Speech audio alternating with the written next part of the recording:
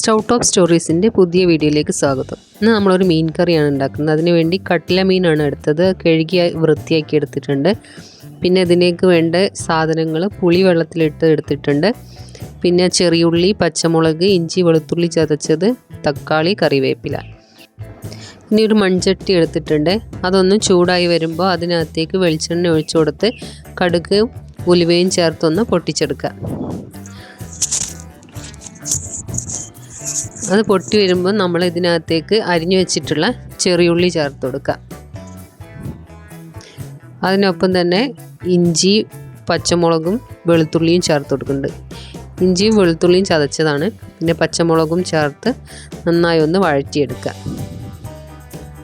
ഉള്ളിയൊക്കെ ഒന്ന് നന്നായിട്ട് വഴന്ന് വരണം.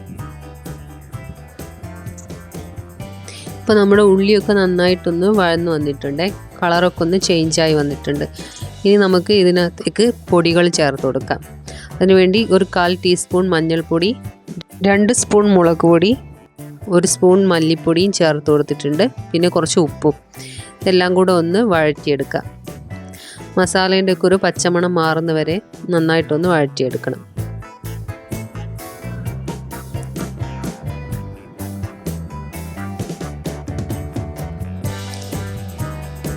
ഇപ്പോൾ നമ്മുടെ ഉള്ളിയൊക്കെ ഒന്ന് നന്നായി വഴന്ന് മസാലയുടെയൊക്കെ പച്ചമണം മാറിയിട്ടുണ്ട്. ഇനി ഇതിനകത്തേക്ക് നമ്മൾ ചെറുതായി അരിഞ്ഞു വെച്ചിട്ടുള്ള തക്കാളി കൂടെ ചേർത്ത് കൊടുക്കുന്നുണ്ട്.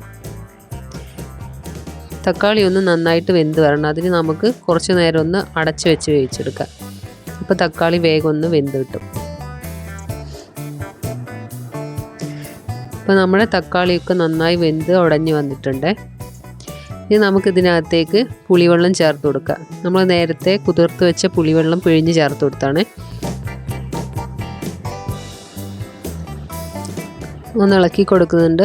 പിന്നെ ഇതിൻ്റെ കൂടെ തന്നെ കുറച്ചുകൂടെ ഉപ്പ് ചേർത്ത് കൊടുക്കുന്നുണ്ട്. ഉപ്പ് നോക്കിയിട്ട് ചേർക്കണം, നേരത്തെ ചേർത്ത്. പിന്നെ ആവശ്യത്തിനുള്ള വെള്ളവും ചേർത്ത് നന്നായി ഒന്ന് ഇളക്കി കൊടുക്കുക. എന്നിട്ട് ഇത് നമുക്കൊന്ന് കുറച്ച് നേരം അടച്ച് വെച്ച് ഇതൊന്ന് തിളച്ച് വരുന്നത് വരെ ഒന്ന് കുക്ക് ചെയ്തെടുക്കുക. ഇപ്പോൾ നമ്മുടെ കറിയൊക്കെ നന്നായി തിളച്ച് വന്നിട്ടുണ്ട്. ഒന്ന് ഇളക്കി കൊടുക്കുക. ഈ സമയത്ത് നമുക്കിതിനകത്തേക്ക് മീൻ കഷ്ണങ്ങൾ ചേർത്ത് കൊടുക്കാം. കറി നന്നായി തിളച്ച് വന്നിട്ട് വേണം കേട്ടോ മീൻ കഷ്ണങ്ങൾ ചേർത്ത് കൊടുക്കാൻ. അപ്പോൾ കഷ്ണങ്ങൾ നമ്മൾ ഓരോന്നായിട്ട് ചേർത്ത് കൊടുക്കുന്നുണ്ട്. ഇതെല്ലാം കൂടെ ഒന്ന് ഇളക്കി കൊടുക്കുക.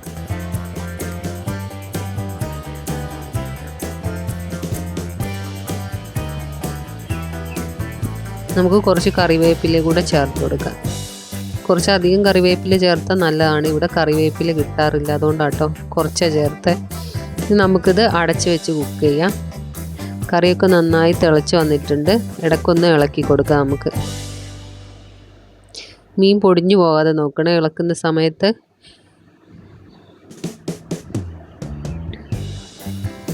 വീണ്ടും നമുക്ക് കുറച്ച് നേരം കൂടെ ഒന്ന് അടച്ച് വെച്ച് ഒന്ന് കുക്ക് ചെയ്തെടുക്കാം.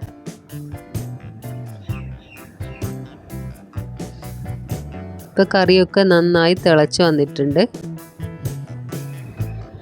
ഇനി നമുക്ക് ചാറൊന്ന് കുറുക്കിയെടുക്കണം. കുറച്ച് നേരം കൂടെ നമുക്കിത് വേവിച്ചെടുക്കാം. ഇനി ഇതിനകത്തേക്ക് കുറച്ച് കുരുമുളക് പൊടി കൂടെ ചേർത്ത് കൊടുക്കുന്നുണ്ട്. എരിവിന് ആവശ്യത്തിനനുസരിച്ച് കുരുമുളക് ചേർത്ത് കൊടുക്കാം. അതൊന്ന് ഇളക്കി കൊടുക്കാം.